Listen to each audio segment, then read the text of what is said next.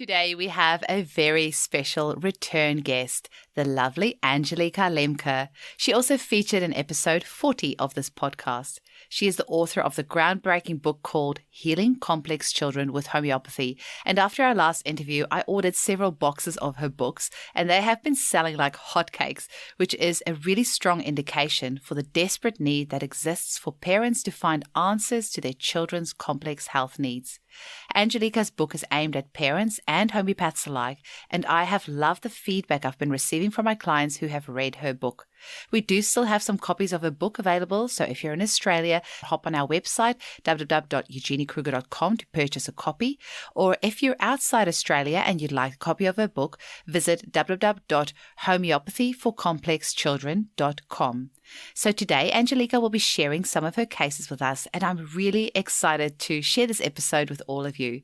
If you want to get hold of Angelica, visit www.intuitivehomeopathy.com or come and join our Facebook group called Homeopathy Hangout Podcast, where you can ask any questions you may have about this or any of our other episodes. Enjoy. Welcome to the Homeopathy Hangout, where we discuss all things homeopathy from around the world. And now my mum and your host, Eugenie Kruger. Hello, homies, and a very warm welcome to Homeopathy Hangout. Today, we have the incredible, magical, absolutely amazing Angelica Lemke on our show. She is a return guest, and you're going to have to scroll back to episode number 40 and have a listen. But today, she's got some more goodies in store for us. Angelica, welcome to the show again. It's so great to have you on. Thank you for having me.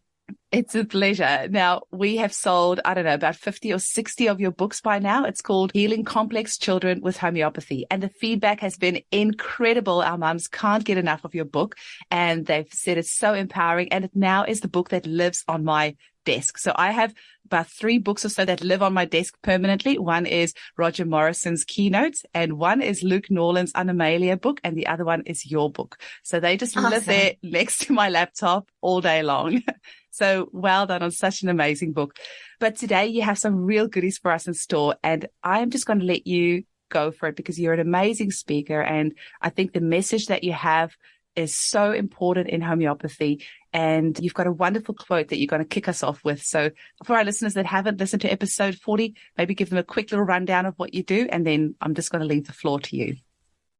Sure. So I'm based in Ashland, Oregon, and right now I'm focusing mostly on teaching since my book has been out. And so I have an intuitive homeopathy school. Right now we have 130 students. We're teaching homeopathy for over a 2-year program. So just basically we're doing plants, animals, minerals, nosodes, and miasms. And we also have a professional homeopathy group where we look at all of the very pieces that aren't talked about in classical homeopathic training. So it's just kind of an extension post-grad study group. And it's been wonderful. And I've gotten the support of amazing people in Australia and in the United States and in the UK. And it's been just an incredible journey of everything kind of snowballing. It started with, this one case of autism that made me cry, and then a second case that made me cry, and just kind of all of the cases where moms taught to me and I sat with them and I was compassionate with them and I learned from them. Everything built on itself. And it was almost as if the universe was just putting each step in front of me, like, okay, now you've done this step, here's the next step. And it's just been this long journey that's resulted in this book that was really held by the universe. I mean, the way that it kind of came into being was through a lot of divine intervention. And so it is not coming from a place of ego. It's coming from a place of wanting to really have the tools available for these kids to get the support that they need. That's absolutely beautiful. I want to start off today with a quote.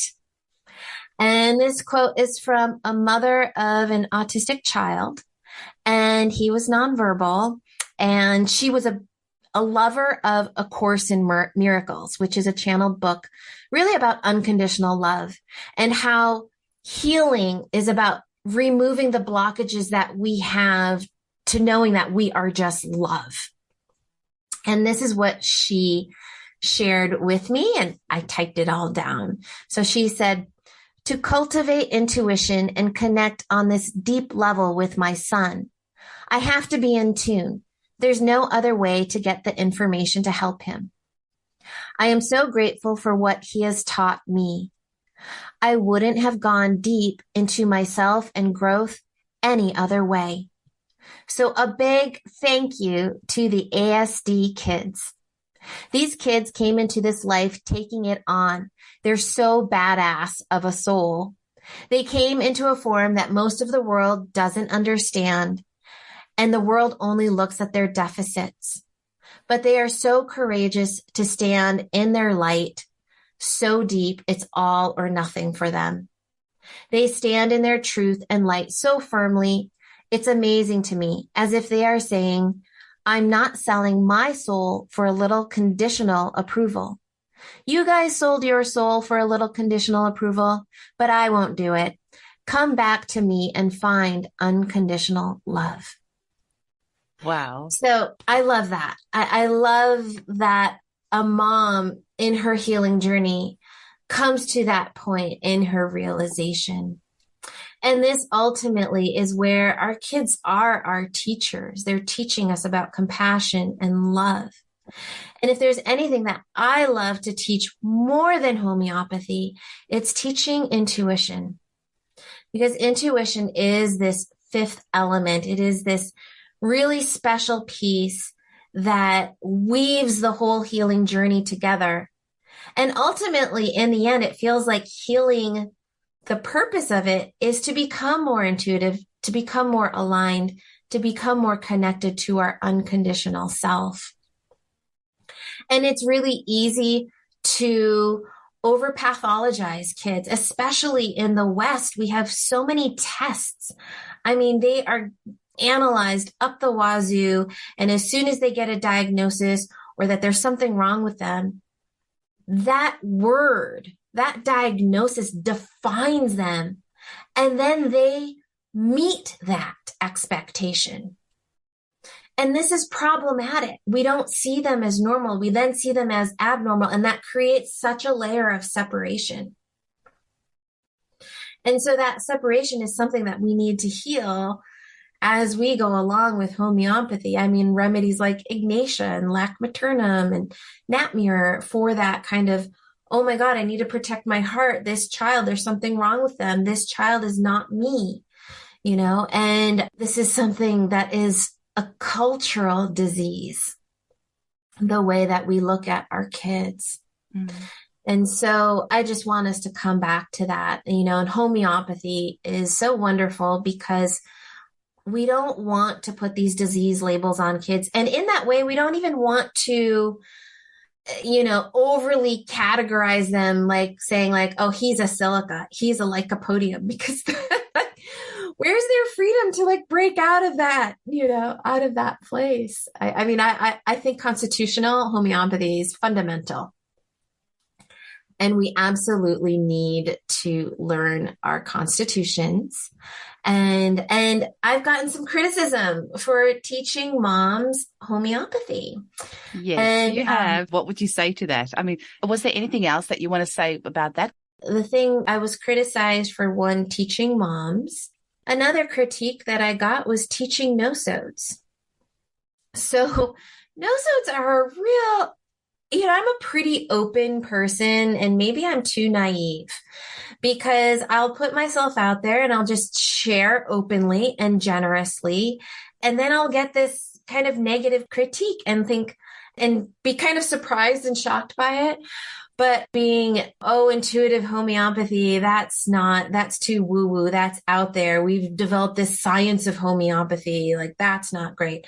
Oh, you're empowering moms. There's a scarcity mindset. So we shouldn't empower everybody with homeopathy. And then 3, like, don't make available and don't teach the nosodes to people, And so there's a really strange and unusual trigger for people around some of these topics. And there's nosodes create a lot of fear.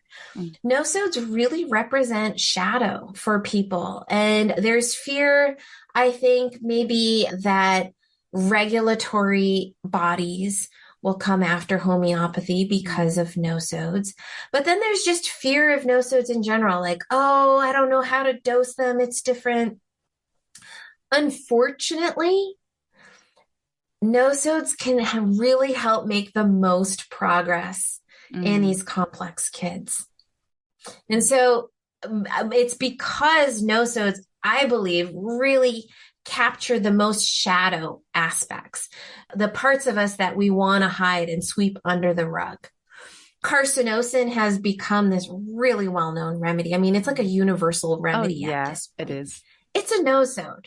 It's talked about and shared about, and pretty much a lot of homeopaths open up their cases with carcinosin. Guilty. But there's this proprietary feeling about it. Like, this is our special tool. It's ours. And it's like, no, you know what?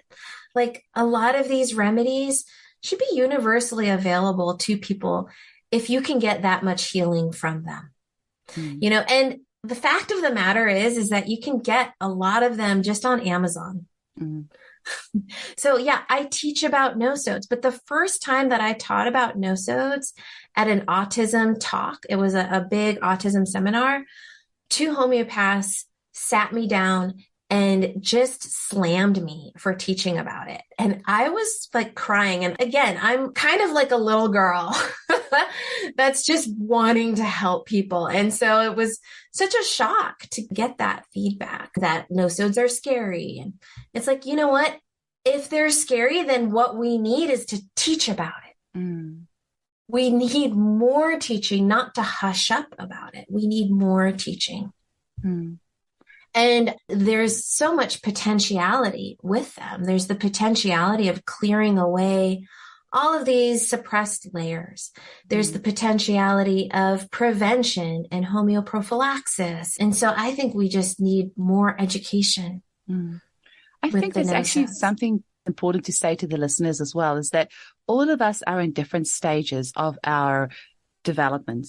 And you mentioned before about the, Aquarius and Pisces. And I am very interested in astrology and all that. I just don't know enough about it. It's something I really want to find out more about. But some people are probably going to have one foot in the one realm at the moment and one, and some people in the other realm. And so their way of thinking and how their energy and where they're at in their own personal spirituality is going to be in different places. And same with homeopaths. Homeopaths are in different places. Some of them, the way that they prescribe is so different. And that's why I love this podcast, because we have got very different people on here, very different homeopaths with very different viewpoints.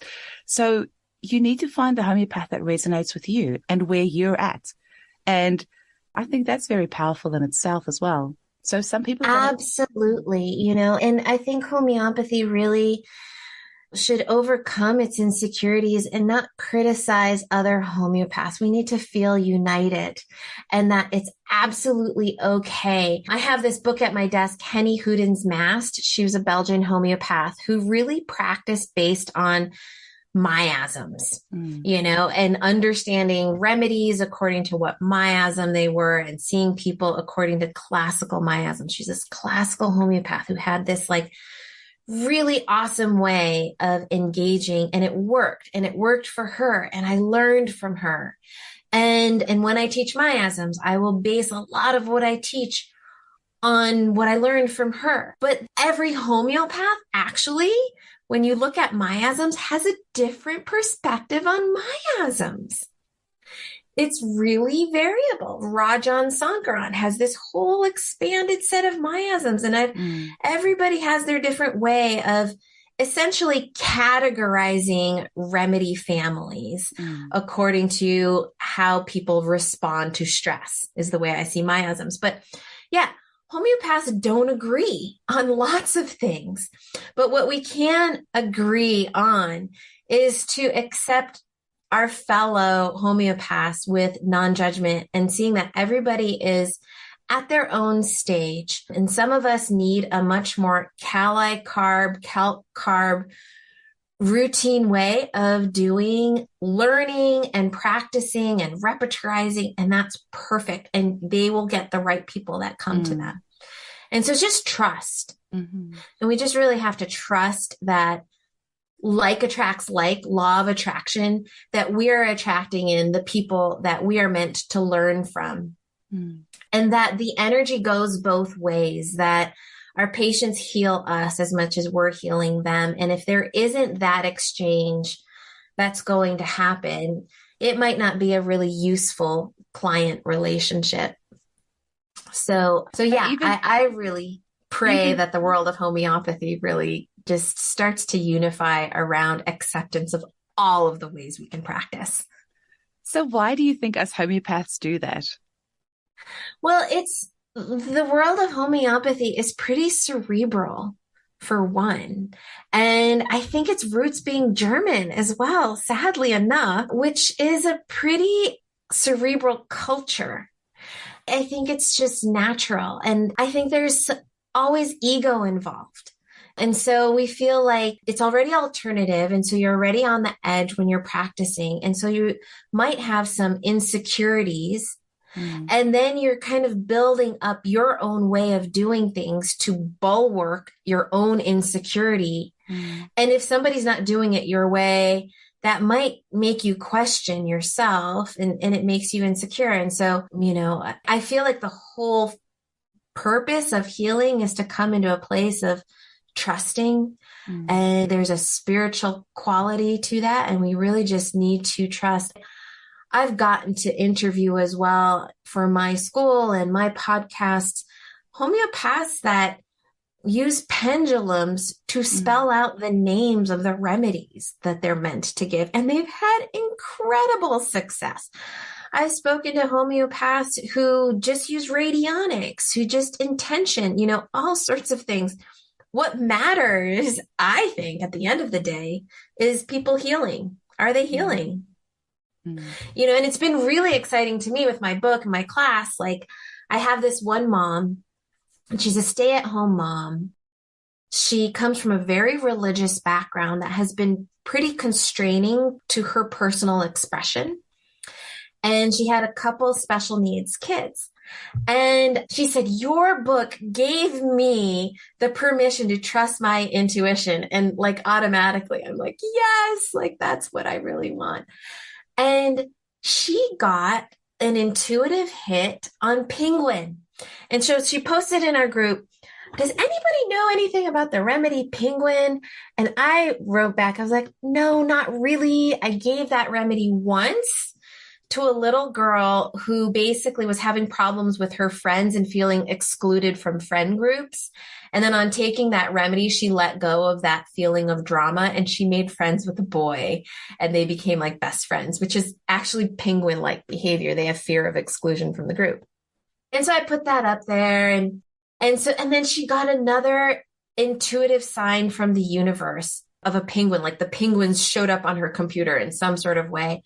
So she got the remedy and gave it to her son, and he completely socialized. He went from like non-social to socializing. He had this huge healing.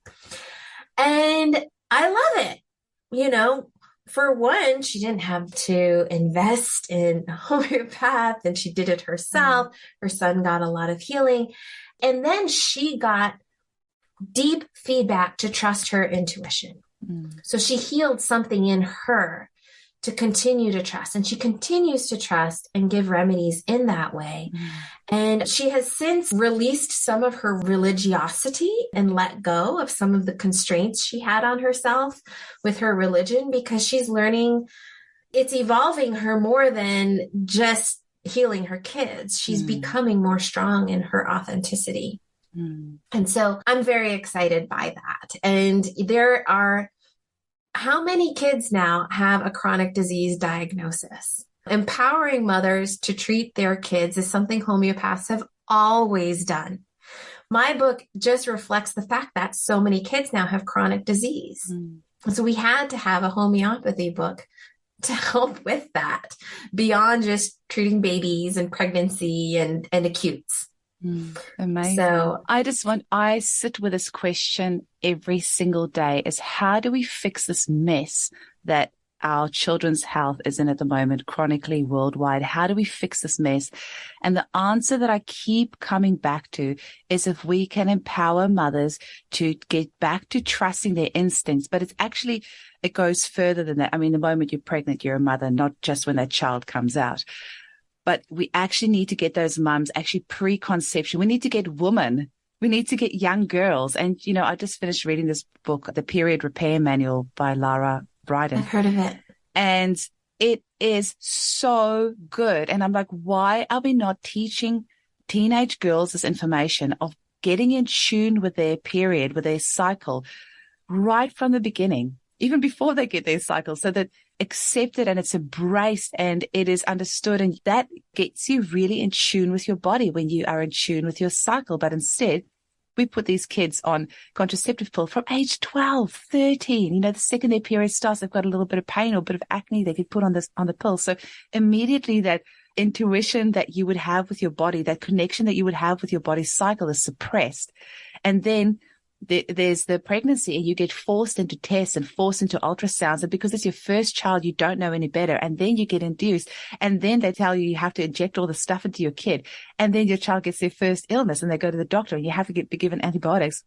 And somewhere along the line, if you're lucky, you find out about homeopathy and your whole life changes because suddenly you are forced to look at your child, not just, they have an ear infection, but what makes it better? Are they clingy? Is it red? Which side is it on? And suddenly you're like, I actually need to look at myself or look at this person and really what is happening in there. And, that's where we need to get back to, not when the child's already got a chronic condition. We need to get young girls in tune with their bodies so they don't get in this mess in the first place that then we have to clean up afterwards.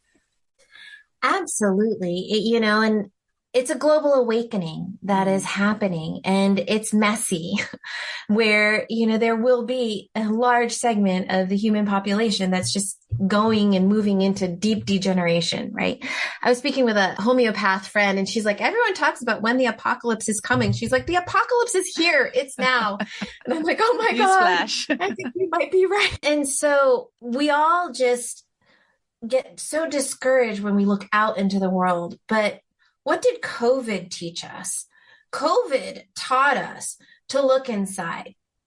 And if we can heal all aspects of ourselves, and really go in, we're healing the world because really we are all, right? So everything that's within us is connected to everything outside of us. And so we can get really quite idealistic and we can get into this causticum state about wanting to save the world, this Ignatius state of disappointment and like really being driven by our disappointments and being out in the world. And if you're coming from that place of grief and disappointment, you're going to keep getting those people coming into your practice. You're going to keep getting the Ignatius and the causticums. And so until you start taking that remedy enough yourself, and then it will shift. So I think it really starts from within.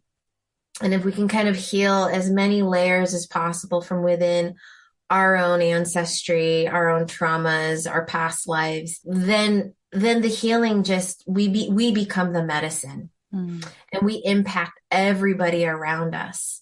And when we are in resonance and we are in coherence, other people around us can be in coherence as well. So, that hopefully catches on. And we've got, I don't know, I think just the timeline is what I question is like, how fast will homeopathy and this style of healing really catch on versus is it going to take like hundreds of years? I don't know. I think it's going to be very fast because if I look at the people around me, they're ready. And if I look at the mums in Perth, I mean, I've only been in Perth 6 years and I've created this community of 1,000 mums that are just so excited about homeopathy and getting the most incredible results. And this wouldn't have happened if people weren't ready. I think if I had come at any other time or, it wouldn't have been the same, but it feels like people are ready now. And after COVID, even more so, they want to take their power back. They're tired of being scared of getting an illness and they're tired of being forced to be told what medication to take. You mentioned something else, Angelica. You said about if we are the medicine, if we heal ourselves, we heal our community. And I always say this to mothers as well. Us mums, we always take the kids in to have the consultation. But actually, if we heal ourselves, our children can heal through that. And often I will say that to the mums. I'll say to them, I know you want to focus on your kids and we always put ourselves last, but actually you need to put yourself first, because that is how you're going to heal yourself, by you healing and addressing all these things from your past and all the childhood trauma and any other trauma in your life. Healing that, Absolutely. and then your child will heal. And sometimes that means making big life changes. And I talk about this in the book, but sometimes people get really stuck in their healing path because they're afraid to leave a partner, find a new career, move out of their moldy house. All of these things that are things that need to be let go of. In order to heal, we need to make some big changes sometimes. And so for the people listening, are there areas in your life that you have been procrastinating on, that you've been just kind of, I know I need to do this, but I'm leaving it till later because we're resistant to change, and change is hard. We're creatures of habit. And so really think about that. How can you really visualize your life in a more positive, better, what does healed look like? And sometimes people are kind of in their circle with healing where they're not kind of really, they're kind of just chasing their tail as opposed to like progressing upward, because they don't have a really true, strong vision, an evolutionary vision for themselves of what healing looks like. And sometimes that evolutionary vision does come from connecting to our highest self, really a spiritualized process where we're connecting our alignment and the part of us that really knows what's best. And sometimes that higher self will guide us in ways that our ego doesn't want to hear.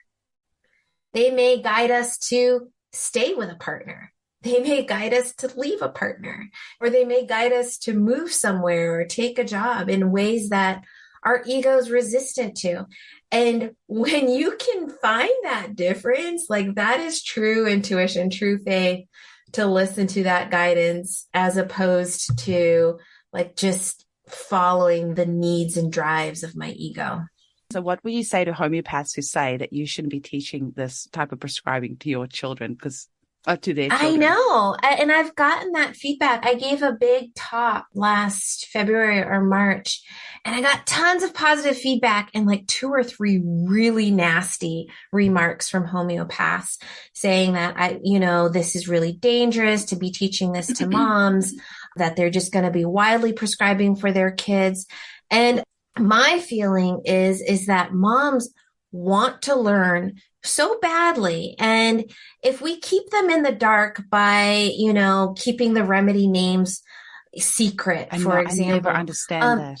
Then they're always codependent on the homeopath. Yeah. And we can't treat all of the kids that need the help with the amount of homeopaths that we have. Yeah. What's really frustrating to me is how I had helped cases and gotten them far along. And then they stop seeing me, life happens, and then they come back and things have backslided. And they could have just given the remedies. Yeah. And because I didn't teach the remedies to them, they never dosed them. And if they had just dosed the remedies that I had given before, they would have gotten back on track again. And so that's what's discouraging. And we have moved from the age of Pisces to the age of Aquarius. What's the difference? No idea. The age of Pisces is about the kind of the guru. The age of the guru, like there's a hierarchy between the teacher and the student, or the patient and the doctor. And people love that hierarchy because what they do is it gives them a sense of power.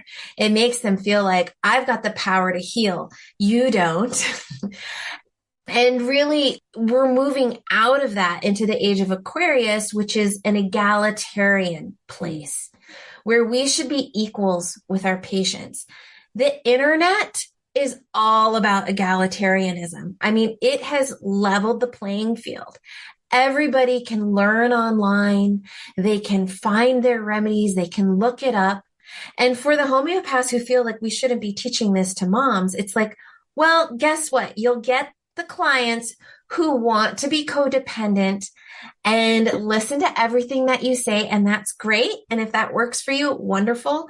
But there are tons of moms out there that are so ready to learn. And my journey with these moms was really helping these moms who had healed their kids, and they wanted to learn because their heart wanted to give back. They wanted to heal their communities because all of them are networked with all of these other moms online and wanting to help them. And so many of them did. And I'm actually putting out a 2.5-year school. So a lot of homeopaths think, oh, I'm just giving this like free license for anybody to go out there and give remedies willy-nilly. I'm actually created a 2.5-year school that I have now am in the 3rd round of teaching, and I've had professional homeopaths take my school and say they've got deeper homeopathy for me than they got in a standard homeopathic education. So, I'm not saying that not to educate yourself in homeopathy. Absolutely. But these moms absolutely are like the perfect grassroots people to learn homeopathy and to learn it from that intuitive, heartfelt space. Because the other thing that's shifting on this planet is this shift where we've just been so in our heads and disconnected from our bodies. And what we have to bring back to homeopathy is practicing homeopathy from an embodied place, not from just this super cerebral place. It can be really boring going to homeopathy seminars because people are just sitting there with their laptops, and they just, honestly, a lot of people don't look healthy in their bodies because they're not moving their bodies. But we need to be moving our bodies. We need to be embodied.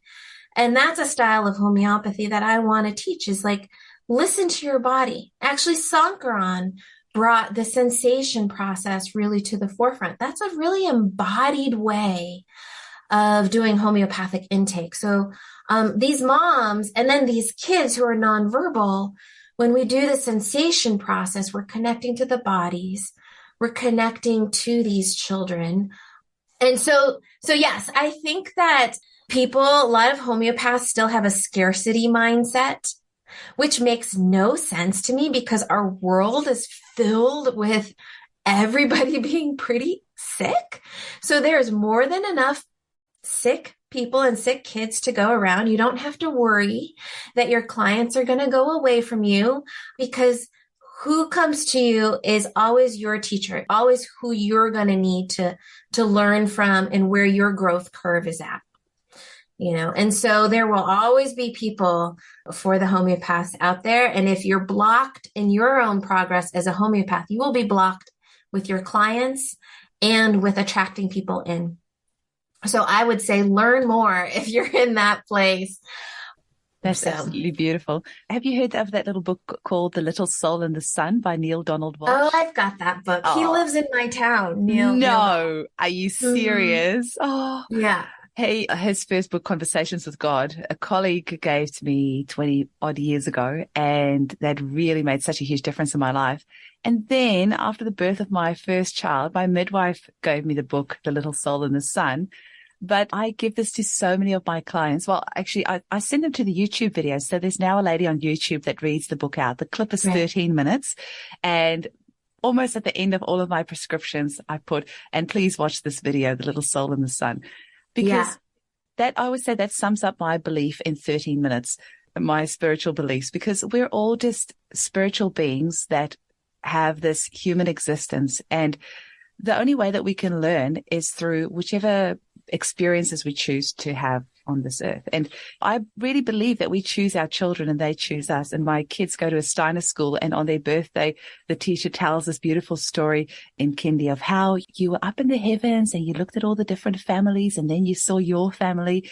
And it's just so beautiful. My daughter often says to me, Mummy, I'm so glad I chose you. And I'm like, yeah, we chose each other because we are teaching each other lessons on this planet. And I do believe that the spirits who choose to come onto this planet with something like ASD, or the mums who choose to have 2 or 3 children with ASD, they just decided that this lifetime they want to fast track their consciousness.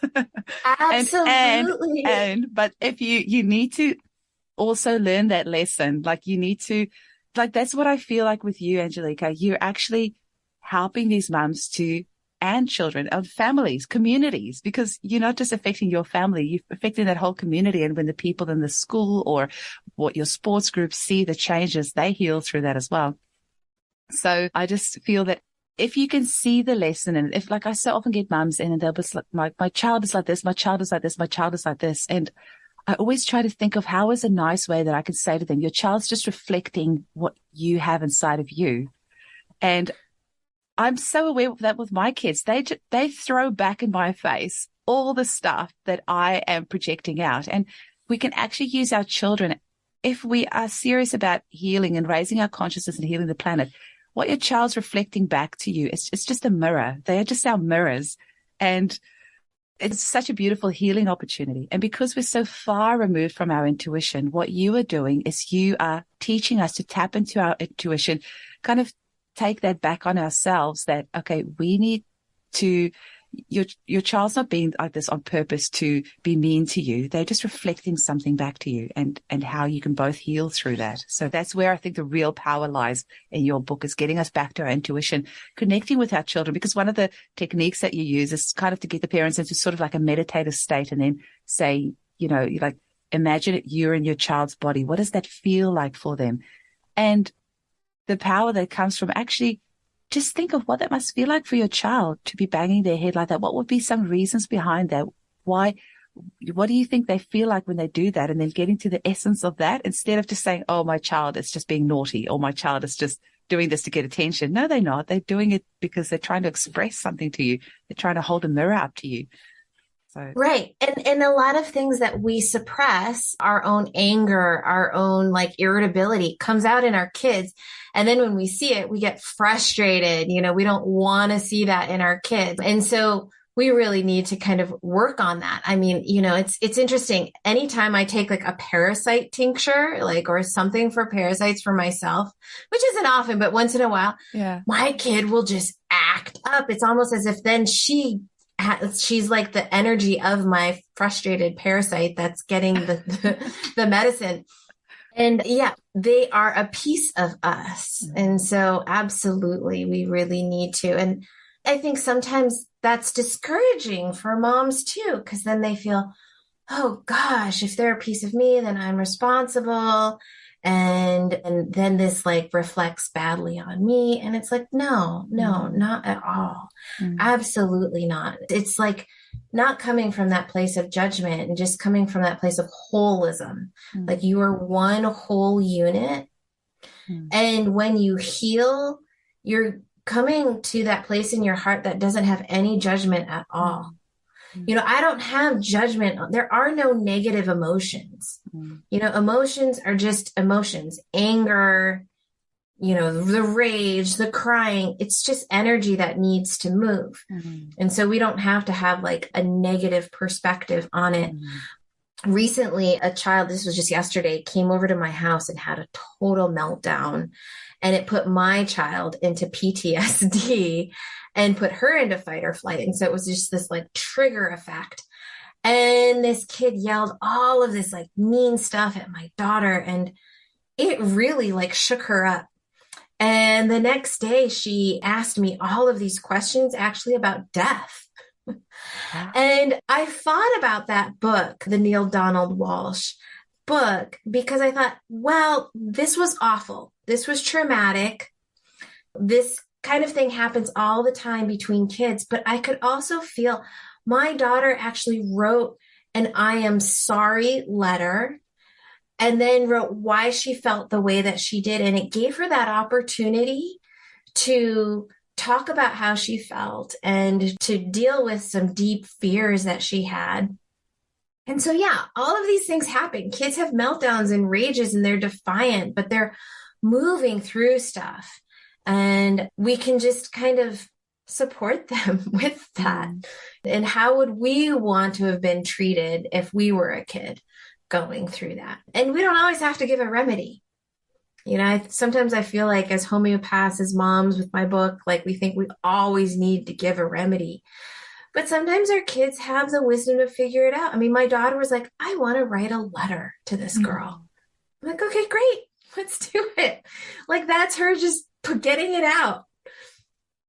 That is so Yeah. beautiful. So, Yeah, I think, just going back a little bit to what you were saying. Oh, I was going to say about the judgment as well. There's definitely zero judgment when a client comes into me and I had somebody yesterday and they said, I get so angry. I just want to throw my child against the wall and smack them, and there's just no judgment from us. Like when I hear that, all I see is just you and your child just decided to do this weird thing called human existence on planet Earth together. It's just a pact that you guys made. And this is just some of the things that you're dealing with. There's no judgment about that. It's just is what it is. And yeah. And then something else I was going to say earlier, just tying in with what you were saying about the age of Aquarius, where there's kind of like the master and the student type thing, and how people kind of accept their labels and then just kind of make it their own. And I feel like there's so often people want a guru. They want to hand the responsibility over to somebody else, because then they're not responsible for their own healing. Because being responsible for your own healing is quite scary, because everything is on you. But actually, there's also such great power that lies in that. And that's also, when it comes to, I see so many births gone wrong in my clinic because mums were not held and they weren't empowered to make decisions for themselves. And then the mess that comes from that, and just how willingly we hand over our power. It's just actually quite mind blowing. COVID showed us as that. They're like, yeah, forced vaccination. Yeah, sure. Wear a mask all the time. Yeah, sure. Put a mask on your kid. Yeah, sure. Like people are so quick to hand it over because they want somebody else to tell them what to do, because having to take responsibility for your own life and your own choices is very, very scary. But if as a human race, we can actually get to that place of empowerment of, yes, I am an empowered person. I have got my intuition intact. I know what's right for me and for my family. That's going to be the most incredible experience ever. And I really hope we get to that place. We just need that mass amount of people to wake up and take responsibility for their own lives, people their own are health, so their own happiness. To take that responsibility now more than ever. We have a really educated population of people, that are distrusting the systems. And we're seeing that system is just generating fear after fear. It's COVID, now it's monkeypox, and it's crazy, right? It's like now they're vaccinating for, and it's just going to continue and continue and continue. And there's something inside of us that's waking up and saying, I'm fed up.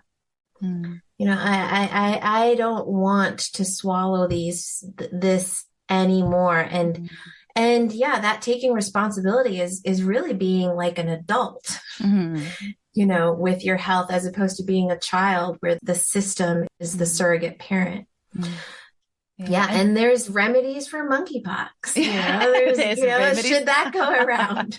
We have just had our print run of T-shirts that say, yes, I have a remedy for that. So we have Kitty's T-shirts that says, my mummy has a remedy for that.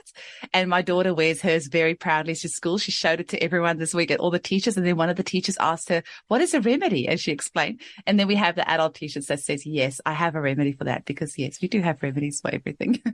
Yeah, I was just doing research actually on Sarracenia, because that's supposed to be the genus epidemicus for smallpox. Oh. And when I first heard that, I knew some homeopaths were ordering it. I thought, oh, how weird. Like, what a strange remedy. And then I look into it, and there's case studies after case studies. They've treated like whole epidemics of smallpox with this remedy as a preventative. What was it called? Sarracenia, which is pitcher plant. Oh, cool. I don't think I've ever heard of that. I know. And so, I haven't given it. I'm not caving into the fear of smallpox. Yeah. I don't think it's a big deal. We actually had a bunch of people in New York, like on the East Coast, tends to be a little bit more of a fear-driven part of the country in that way. And so a lot of people from New York are ordering remedies for smallpox, and they're getting Sarracenia. And, from what I read, that basically there's all of these cases. A woman far advanced in her pregnancy was cured of smallpox using Sarracenia. It was given to 2,000 people living in the middle of a smallpox epidemic. None of them got the smallpox. It's kind of cool. Sarracenia, and what's even cooler about this history is it was discovered by the Native Americans as a remedy for smallpox. So they had smallpox and they discovered it, they think, based on the doctrine of signatures. So the Sarracenia is the pitcher plant. And the pitcher plant has spots on it that look like smallpox. Not only that, I was thinking about it just from my perspective. Sankaran writes of the carnivorous plants that the carnivorous plant theme is feeling deceived, feeling like you can't trust people. So it's like the pitcher plant is a carnivorous plant and the insect is kind of toddling along the outside and he falls in and he drowns in this fluid, right? And then he's like eaten up and it's this like deceitful, malicious trap. Oh. And so there's this like larger energy field around Sarracenia about feeling deceived. And I thought, wow, how interesting that that's associated with smallpox. And smallpox and monkeypox is what we're hearing about, because that's the feeling underlying what our culture is starting to feel, is feeling of great deception. So I have to that's tell you, what happens is that our culture has a kind of a psychic field, and then the disease comes to fill that space. Right? It's not like the disease comes out of nowhere. The psychic field creates the resonance and the potentiation for that disease to come forward. I have to tell you something else very interesting. The remedy Death's Head Hawk Moth was a big remedy that I used for anxiety with COVID. Like when we were getting a lot of forced and mandatory vaccinations here in Australia, that one of the themes of the remedy is they feel forced to do something they don't want to do. And so a lot of these people were forced to go and get vaccinated when they didn't want to, but otherwise they would lose their job and they would lose their homes. So what's really quite freaky about this remedy is it was the moth that is on the mouth of the poster for Silence of the Lambs. And there's this head hawk moth that's over the person's mouth. But then it gets a little bit freakier because one of the vaccines, I think it was the Novavax, was made using the moths. So I don't know. I don't know if it was the death's head hawk moth that they used. Probably not. But one of the vaccines was made using moth cell lines. So that was very interesting. That's so bizarre. Yeah, it's funny because the one homeopath I'm friends with in Australia has just dosed Bombyx Pros, which is a moth precision remedy for prickling sensations, and it helped her with that. But that prickling sensation was associated with MCAS, mast cell activated syndrome. Right. Yeah. And tons of people have mast cell activated syndrome right now. Maybe it's connected to the fact that they're using insect you can just cell keep going lines. down who knows? Yeah, no, absolutely. It's bizarre. I mean, the way everything's connected is totally bizarre. Absolutely.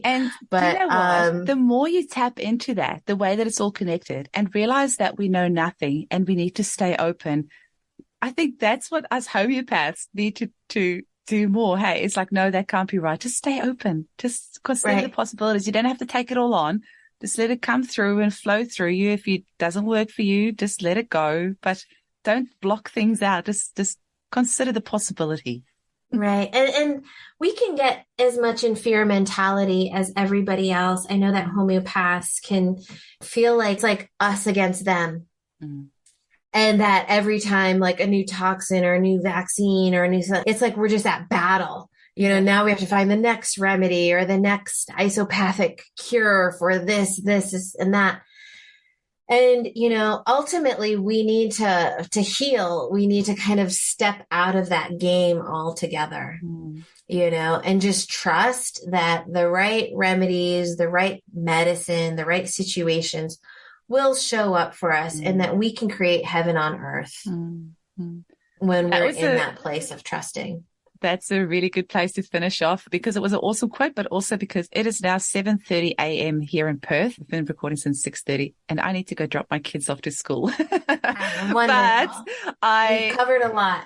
So love our conversation, and I'm just like thinking, how can I get you on my show every single week, because I just can't get enough of the message that you have to share. And I hope more homeopaths will just keep their minds open and take your course. 2 of the homeopaths that I work with are taking your course and they are loving it. And I just hope people will just tap into their intuition, mums, homeopaths, all of us, because that's how we're going to heal ourselves and the planet. Tap into that intuition. You've got that little voice inside of you. It's always been there. It always will be there. It's always there to help you. Yes, absolutely. Thank you so much, Eugenie. Sending you lots of love. Bye. Okay, bye-bye.